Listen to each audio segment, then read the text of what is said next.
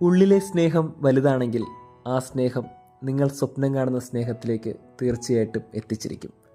അതാണ് സഭ ഇന്ന് ഓർക്കുന്നത്. പ്രത്യക്ഷീകരണ തിരുനാൾ. 3 ജ്ഞാനികൾ ഉണ്ണീശോയെ തേടി ദൂരെ നടന്നു തുടങ്ങി. അവരുടെ ഉള്ളിൽ സ്നേഹമുണ്ടായിരുന്നു, ഉണ്ണീശോയോടുള്ള അഗാധമായ പ്രണയമുണ്ടായിരുന്നു. അതുകൊണ്ട് ഒത്തിരി പ്രതിസന്ധികളൊക്കെ ഉണ്ടായി. ഒരു രാജാവിൻ്റെ കൊട്ടാരത്തിൽ പോയി നിൽക്കേണ്ടി വന്നു.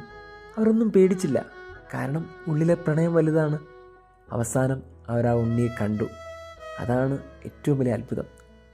ഉള്ളിൽ നിങ്ങൾ ആഗ്രഹിക്കുന്ന ഏറ്റവും വലിയ സ്വപ്നമില്ലേ, ആഗ്രഹമില്ലേ, ഇഷ്ടമില്ലേ, പ്രണയമില്ലേ, അതിനെ കുറച്ചും കൂടി ആളിക്കത്തിച്ചുകൊണ്ടേയിരിക്കുക.